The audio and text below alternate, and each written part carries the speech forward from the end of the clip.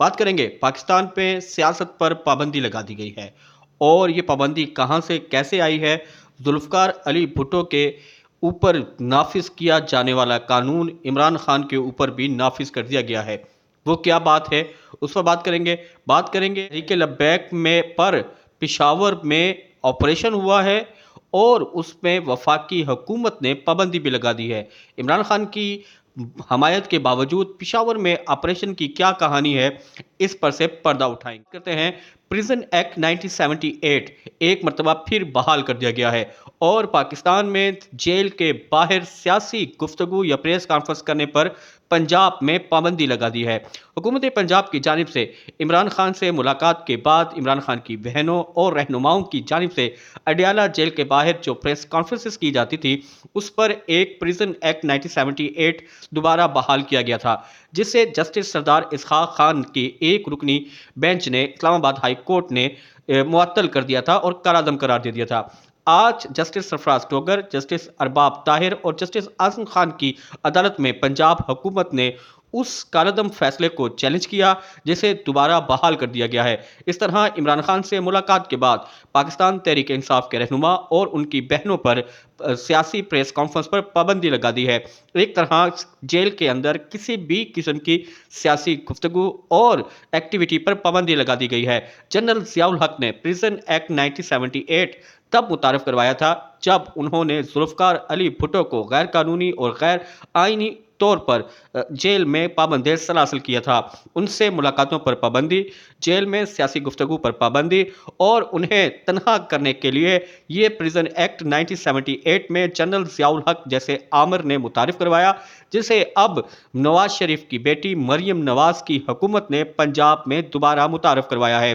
جیسے کہ ہم نے پہلے بھی دیکھا، عمران خان سے ملاقات کے بعد علیمہ خان کو اڈیالہ جیل کے باہر پریس کانفرنس کرنے سے روکنے کے حوالے سے متعدد بار کوششیں کی گئی۔ ہم نے یہ بھی دیکھا ان کی پریس کانفرنس میں کچھ پلانٹڈ صحافی بھی بھیجے گئے جنہوں نے اس پریس کانفرنس کو سبوتاژ کرنے کی کوشش کی اور 2-3 بار وہ کامیاب بھی ہوئے۔ ہم نے یہ بھی دیکھا کہ علیمہ خان پر پریس کانفرنس کے دوران انڈے بھی پھینکے گئے، ہر طرح کے حربے استعمال کیے گئے کہ کسی طرح علیمہ خان جو جیل میں عمران خان سے ملاقات کرنے کے بعد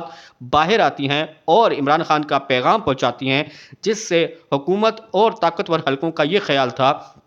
کہ عوام اور عمران خان کا رشتہ برقرار ہے، جڑ تو ٹوٹ نہیں رہا بلکہ مضبوط ہو رہا ہے۔ اسی رشتے کو توڑنے اور کمزور کرنے کے لیے پریزن ایکٹ 1978 دوبارہ متعارف کروایا گیا ہے، جسے جسٹس سردار اسحاق نے کالعدم قرار دیا تھا۔ اب اپنے بندوبستی چیف جسٹس سرفراز ٹوگر کے ساتھ 2 مزید ججوں نے اس کالعدم ایکٹ جو ایک آمر کی جانب سے نافذ کیا تھا دوبارہ بحال کر دیا گیا ہے، نافذ کر دیا گیا ہے اور ایک طرح عمران خان پر جیل کے اندر سیاسی گفتگو کرنے پر پابندی عائد کر دی ہے۔ اسی ہی عدالت نے جہاں یہ پابندی لگائی، آج وزیر اعلیٰ کے سہیل افریدی کو پروٹوکول کے تحت اور جو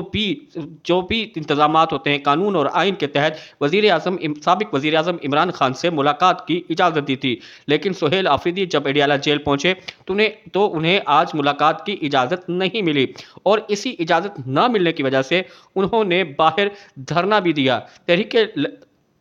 انصاف کے وزیر اعلیٰ کے سہیل افریدی کی جانب سے علامتی دھرنے کے بعد وہ واپس کے چلے گئے۔ سہیل افریدی کی عمران خان سے ملاقات نہ ہونے کی وجہ سے کے میں ابھی تک نئی کابینہ تشکیل نہیں دی جا سکی، کیونکہ نئے آئین کے اور عدالتی فیصلوں کے مطابق حکومت وہی کہلاتی ہے جس میں وزیر اعلیٰ اور اس کے نیچے کیبنٹ ہوتی ہے۔ اس طرح اب تک کے میں حکومتی امور تمام کے تمام ایک طرح معطل ہو گئے ہیں، کیونکہ وہاں کوئی کابینہ موجود نہیں اور سہیل افریدی کی یہ ضد ہے کہ وہ عمران خان سے ملاقات کے بغیر کوئی بھی کابینہ تشکیل نہیں دیں گے۔ اب دیکھتے ہیں یہ معاملہ حکومت کب تک سہیل افریدی کو عمران خان سے ملاقات کے لیے روکتی ہے اور کب کے کی یہ نئی کابینہ بنتی ہے۔ خبر یہی ہے کہ مریم نواز نے اپنے دادا حضور ضیاء الحق کے دور کا ایک آمرانہ قانون جو ذوالفقار علی بھٹو شہید کے لیے بنایا گیا تھا، وہی قانون اس مرتبہ عمران خان کے اوپر استعمال کیا گیا ہے اور ایک طرح جیسے پہلے ذوالفقار علی بھٹو کو جیل میں سیاسی گفتگو پر پابندی عائد کی گئی تھی، اسی طرح عمران خان پر بھی جیل میں سیاسی گفتگو پر پابندی لگا دی گئی ہے۔ لیبیک پاکستان پر پابندی لگا دی گئی ہے۔ وفاقی حکومت کی جانب سے وزارت وزارت داخلہ کو مراسلہ بھیجا گیا ہے کہ وہ وفاقی کیبنٹ نے متفقہ طور پر تحریک لبیک پاکستان کی مذہبی شدت پسندی کے واقعات کو بنیاد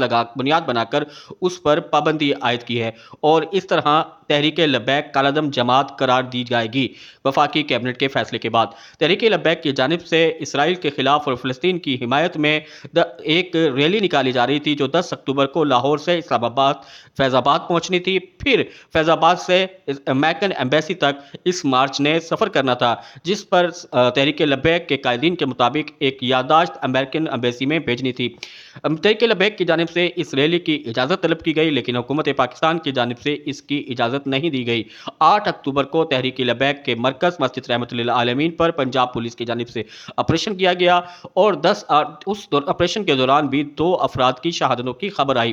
پھر 10 اکتوبر کو سعد رضوی اور انس رضوی کی قیادت میں تحریک لبیک کے کارکنان پولیس سے کی آنسو گیس سہتے ہوئے جھڑپیں ہوئی، پولیس کے اہلکار بھی زخمی ہوئے، تحریک لبیک کے کارکنان بھی زخمی ہوئے، لیکن 10 اکتوبر کو لاہور سے تحریک لبیک کی بڑی تعداد نکلنے میں کامیاب ہوئی۔ پھر یہ 13 اکتوبر کو مرید کے پہنچی جہاں اسلام آباد پولیس، ایف سی، رینجرز اور پنجاب پولیس کے مشترکہ آپریشن کے بعد تمام کارکنان کو منتشر کر دیا گیا، جس کے حوالے سے ابھی بھی کوئی بھی مصدقہ رپورٹ نہیں ہے۔ ایک ایس ایچ او کے جہاں شہید ہونے کی خبر تھی،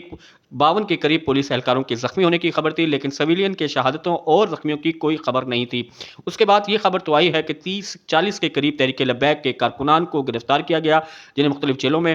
پیش کیا گیا اور وہ ریمانڈ پر ہیں۔ سعد رضوی اور انس رضوی کے حوالے سے کوئی خبر نہیں ہے۔ اس کے بعد پنجاب حکومت کی جانب سے تحریک لبیک سے ایفیلیٹڈ تمام مساجد کو سیل کیا گیا، مدارس کو سیل کیا گیا، ان کے کارکنوں کے گھروں پہ چھاپے مارے گئے اور ان کے خلاف سخت اقدامات اٹھائے گئے۔ اب پنجاب حکومت کی جانب سے ایک تحریری طور پر تحریک لبیک پاکستان پر پابندی لگانے کا خط لکھا گیا، جس پر وفاقی کابینہ نے آج فیصلہ کیا اور تحریک لبیک پاکستان کو کالعدم قرار دے دیا۔ تحریک لبیک پاکستان کو وفاقی حکومت اور پنجاب کی حکومت، جہاں مسلم لیگ نون کی حکومت ہے، وہاں تو کالعدم قرار دیا، لیکن کے پی کے سے صحافی محمد فہیم کی خبر کے مطابق جو انتہائی حیران کن خبر تھی کہ پشاور کے پی کے میں بھی تحریک لبیک کے کارکنان کے اوپر سخت آپریشن ہوا، لیکن یہ آپریشن تب ہوا جب علی امین گنڈاپور نے استعفیٰ دے دیا تھا اور سہیل افریدی کا انتخاب ابھی تک نہیں ہوا تھا اور سہیل افریدی نے ابھی حلف نہیں اٹھایا تھا۔ علی امین گنڈاپور کے استعفے سے لے کر سہیل افریدی کے حلف لینے تک ان 3-4 دنوں کے درمیان کے پی کے پولیس نے تحریک لبیک کے کارکنان پر کریک ڈاؤن کیا، ان کے گھروں پہ چھاپے مارے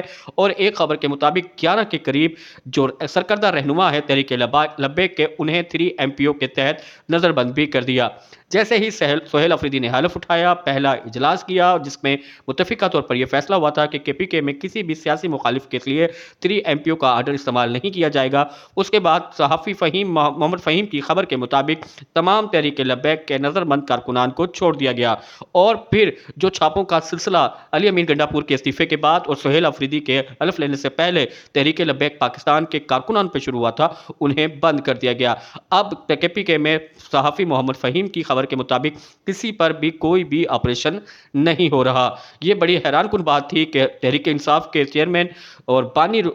P T I Imran Khan کی جانب سے مرید کے سانحے پر تحریک لبیک کے کارکنان کے ساتھ اظہار یکجہتی بھی کیا گیا تھا اور جمعے کے روز ان کے حق میں پورے کے پی کے میں مظاہرے بھی ہوئے تھے۔ مظاہروں کے اعلان کے باوجود، پاکستان تحریک انصاف کی جانب سے ان کی مکمل حمایت کے باوجود، علی امین گنڈاپور اور سہیل افریدی کے حلف لینے اور علی امین گنڈاپور کے استعفے کے دوران جب حکومت پر کوئی موجود نہیں تھا، کے پی کے پولیس نے وفاقی حکومت کے فیصلے کے مطابق تحریک لبیک کے کارکنان کے گھروں پر چھاپے مارے اور انہیں حراست میں لیا، بعد ازاں انہیں رہا بھی کر دیا گیا۔ یہ ایک بڑی اہم خبر تھی کہ کے پی کے پولیس پر کس قدر تحریک انصاف کا ہولڈ ہے کہ اگر ان کا وزیر اعلیٰ موجود نہ ہو تو ان 3-4 دنوں میں وہ کچھ ہو سکتا ہے جسے تحریک انصاف کو اندازہ بھی نہیں ہے۔